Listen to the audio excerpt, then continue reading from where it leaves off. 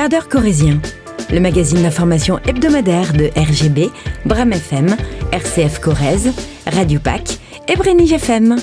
Réalisé et présenté par Olivier Sérac.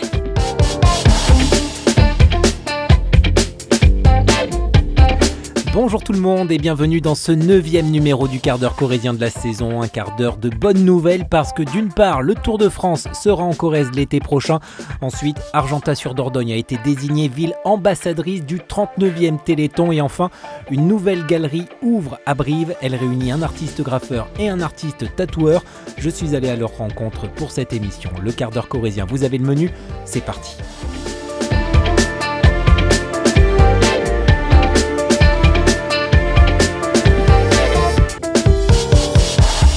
C'est la très bonne nouvelle de ce quart d'heure. Vous le savez, la 113e édition du Tour de France passera une journée entière en Corrèze l'été prochain. Ce sera le 12 juillet lors de la 9e étape du Tour. Une étape 100% corrézienne qui partira donc de Malmort et rejoindra Ussel après 185 km et plus de 3300 mètres de dénivelé positif à travers le département. Une occasion idéal selon le conseil départemental pour montrer la Corrèze au monde entier, se réjouit Pascal Coste, le président de l'exécutif corrézien. Extraordinaire, 190 pays qui regardent, 10 millions de téléspectateurs en France, c'est énorme. On aura des retombées même les années qui suivent, parce que c'est des belles images qui restent en tête de celles et ceux qui regardent. Et pour que cette journée reste une fête, mais aussi une vitrine de la Corrèze, le département réunit en début de semaine une grande partie des élus des 35 communes et 7 communautés de communes traversées par le Tour. Ce que l'on a souhaité, c'était de labelliser les manifestations qu'il y aura ce jour-là et donc de mobiliser bien sûr tous les élus, de nous le faire remonter. Le département centralise. Puis avec cette commission, on valide l'ensemble des projets et ensuite ils deviennent réalité sur le terrain pour éviter des problèmes de sécurité, éviter des choses trop redondantes, permettre aussi aux sites choisis d'avoir une accessibilité permanente aussi et donc permettre la réussite du moment. Et donc c'est du gagnant-gagnant pour tout le monde. Avec un point d'orgue pour que cette journée soit idéale, trouver un endroit en Corrèze à proximité du tracé du Tour capable de recevoir entre 10 et 15 000 personnes afin d'y créer une fan zone. L'idée, c'est qu'elle soit accessible quasiment en toute heure et tout point par le réseau classique et qu'on puisse y rendre très très facilement et ressortir très facilement. Donc il faut du parking. Et puis il faut quelques moyens en termes d'eau, d'électricité pour permettre à la fois une scène pour le concert le soir et à la fois tous les produits origine corrèze qui seront là pour la restauration, de pouvoir avoir l'eau et le courant. Une journée qui a été rendue possible parce que les départements de la Corrèze d'une part et celui du Cantal voisin se sont depuis longtemps mobilisés pour faire du Massif central un centre de ce Tour de France 2026. On a joué groupé avec le département du Cantal parce qu'on pensait que le Massif central ça avait du sens, que avant Brive Festival, qui a déjà des grosses retombées, on pouvait avoir un week-end où il y avait aussi le dimanche en Corrèze qui est jour de grande audience, une journée de repos qui donne des retombées économiques supplémentaires et une grosse étape de montagne dans le Cantal le 14 juillet. Et donc ça a fait mouche et de suite le Tour de France a acheté l'idée et a permis d'avoir un 14 juillet dans le Massif central plutôt que traditionnellement dans les Alpes ou dans les Pyrénées. Et donc c'est un groupe, beaucoup de projecteurs pour toute la région et pour notre belle Corrèze. Et s'il est une commune qui compte beaucoup sur le passage du Tour, c'est bien Collonges-la-Rouge. Collonges qui avait été ville départ du Tour de France Femmes en 2023, aime à rappeler Michel Charlot, le maire de la commune. Pour nous, c'est un grand bonus. Nous sommes très très contents d'avoir cette opportunité parce que nous avons remarqué à Collonges-la-Rouge qu'il y avait eu un fléchissement de l'activité touristique sur l'année 2025. Et on espère, avec ces événements-là, rebooster la fréquentation, bien sûr de Collonges, mais de la Corrèze en général. Et c'est une donnée qui, dans le berceau des plus beaux villages de France, sinon inquiète, au moins interpelle l'élu. Il y a les chiffres qui sont fournis par l'Office de tourisme. Eux, ils sont à moins 7%. On a également un indicateur intéressant, c'est celui fourni par France Travail. L'an dernier avait signé en 2024 260 environ, et en 2025, on est tombé à 220. Et puis on a un outil aussi à Collonges, c'est la fréquentation de nos parkings. Alors là, sur les voitures particulières, on est environ à moins 10% de voitures qui sont venues. Donc ces trois indicateurs sont similaires. C'est pas le hasard d'un chiffre, c'est vraiment 3 fois qu'on nous dit il y a eu une petite baisse de 5%, un infléchissement qu'on n'avait pas vu depuis la fin du Covid. Cette baisse de la fréquentation touristique n'est pas unique à Collonges, mais bel et bien générale en Corrèze, d'où l'importance que revêt ce 12 juillet 2026 pour l'économie touristique et ses retombées pour les années à venir. Elles ne sont que 4 en France, 4 villes à être ambassadrices de la 39e édition du Téléthon. Et parmi ces 4 villes, il y en a une en Corrèze, c'est Argentat sur Dordogne. Une petite fierté pour son maire Sébastien Duchamp. On les accompagne en tant que mairie, c'était une opportunité aujourd'hui. On a dit banco, on va être candidat et puis on verra bien. Parce que je sais qu'il y a l'énergie ici locale, on est très content, on est très heureux surtout de soutenir cet effort-là. Un effort porté par une association, elle s'appelle Saxo pour Solidarité Argentat Xintri Organisation. C'est elle qui va initier plusieurs événements les 5 et 6 décembre prochains pour récolter de l'argent. Mais pour la présidente de l'AFM Téléthon, Laurence Thienot-Hermand, cette ville ambassadrice a surtout une autre portée. La ville ambassadrice, c'est quelque part cette ville qui va représenter les autres, mais il y aura les caméras évidemment de France Télévisions, ça montrera la mobilisation, ça montrera justement ce lien extraordinaire parce que le Téléthon, c'est un lien social, c'est un lien intergénérationnel. Et la ville ambassadrice, il y a un peu plus de projecteurs dessus, un peu plus de médias, mais ça représente toutes ces communes qui font des animations, même parfois aussi petite soit-elle l'animation. Il n'y a pas de petite animation, il n'y a pas de petits dons. Ce sont les petits ruisseaux qui font les grandes rivières et les grands fleuves. Et donc, on compte sur la mobilisation de toutes et de tous. Parce que tous ces dons, toutes ces animations organisées un petit peu partout sur le territoire n'ont qu'un seul but, martèle la présidente, venir au soutien des familles et de leurs enfants malades. Le combat du Téléthon, c'est le combat des familles. En tant que famille, je me dis plus jamais ça. Il ne faut pas qu'il y ait de famille qui traverse ces routes de souffrance parce que c'est de la souffrance, c'est dur, c'est difficile pour nous parents parce qu'on voit nos enfants s'enfoncer dans la maladie chaque jour.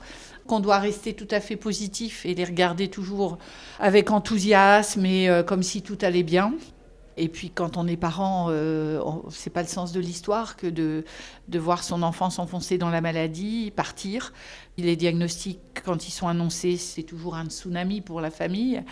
Des maladies pour lesquelles il n'y a pas de recherche, il n'y a pas de traitement, ça c'est inacceptable et c'est pour ça qu'on se bat avec la force du Téléthon. Et merci à celles et ceux qui nous accompagnent et surtout celles et ceux qui ne sont pas concernés mais qui sont à nos côtés parce que ça nous fait énormément de bien. Du bien moralement parce que cette aventure scientifique est surtout humaine. Ça nous permet de mettre au point dans nos propres laboratoires de recherche des traitements qui aujourd'hui sauvent des vies dans des maladies rares qui hier étaient mortelles.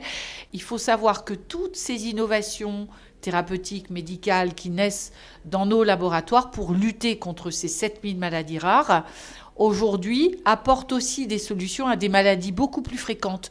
Donc c'est aussi un investissement pour demain peut-être celle ou celui qui n'est pas concerné, qui est à nos côtés, pour autant puisse en bénéficier. C'est ça aussi l'aventure extraordinaire du Téléthon. D'autant plus que depuis sa naissance il y a 38 ans, si les avancées médicales ont été énormes, elles ont été rendues possibles grâce à la mobilisation des donateurs et des bénévoles lors du Téléthon.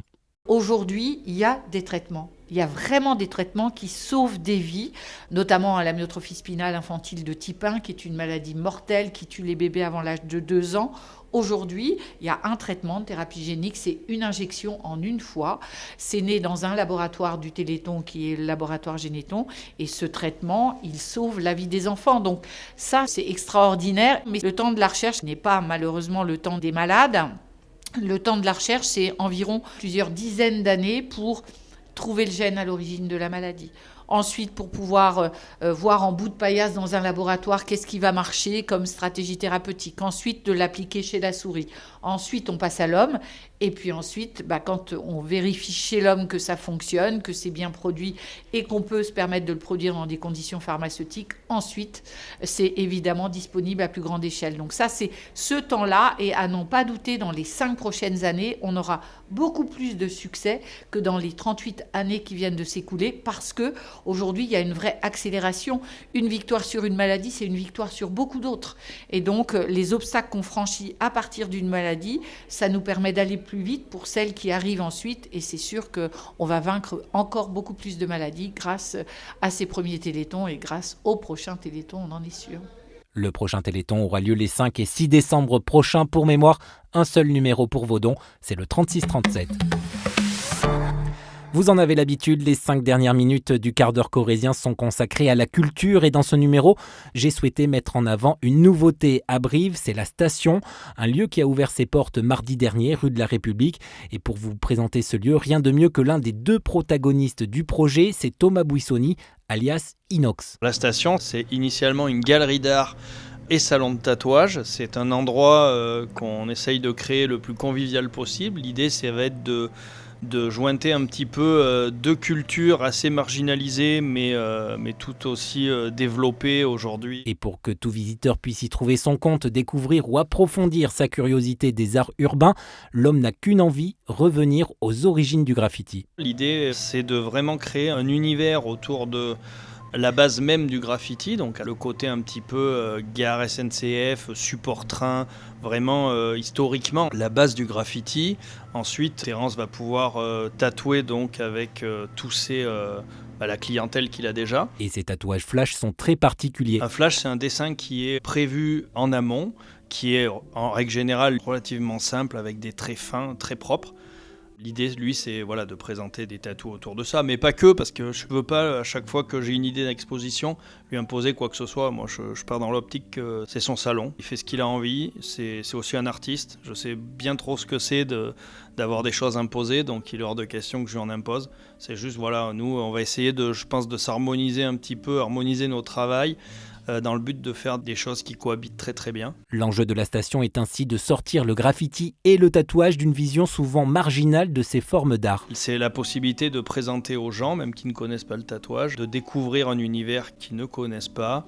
Je pense qu'on a une essence culturelle un petit peu hip-hop, mais pas que. On ne veut pas faire fuir les gens qui ne seraient pas en phase avec ce milieu-là. On veut vraiment créer un espace où les gens se sentent bien, où on va pouvoir échanger avec eux. Des échanges essentiels, surtout quand il s'agit de marquer la peau d'une personne pour l'éternité. Terence a également de bons conseils, lui, dans son métier. C'est quelqu'un de très carré, donc il reçoit des gens qui souvent ont 18 ans, ont l'âge de faire leur premier tatouage, sauf qu'il est quand même de bons conseils. Il essaye de se rendre compte à peu près si c'est quelque chose qui a été décidé spontanément. Il a tendance à conseiller assez bien. Calmer, c'est ça, un petit peu calmer un petit peu les esprits. Il y a souvent des zones comme ça qu'il faut éviter, les visages, les coups, les mains, des choses.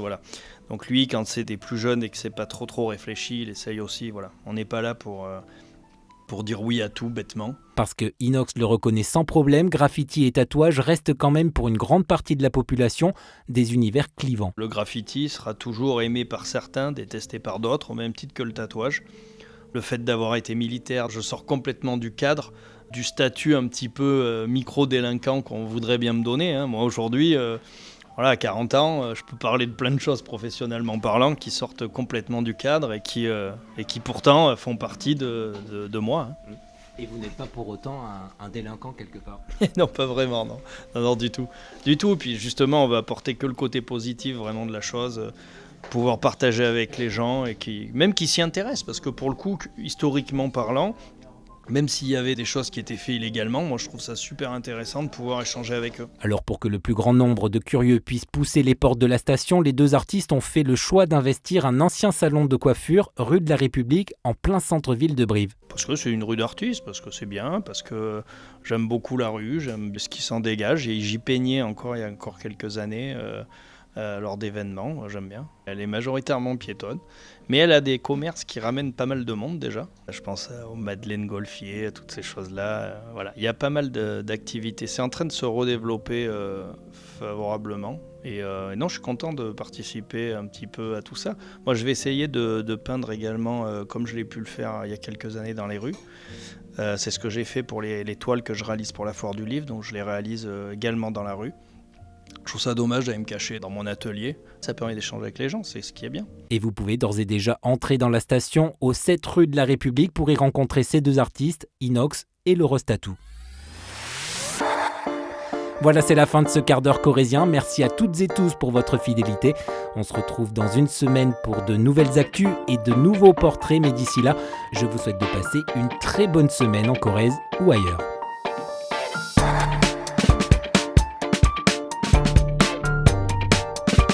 Retrouvez le quart d'heure corrézien en réécoute sur nos sites internet, mais aussi sur les plateformes d'écoute Spotify, Deezer et Apple Podcasts.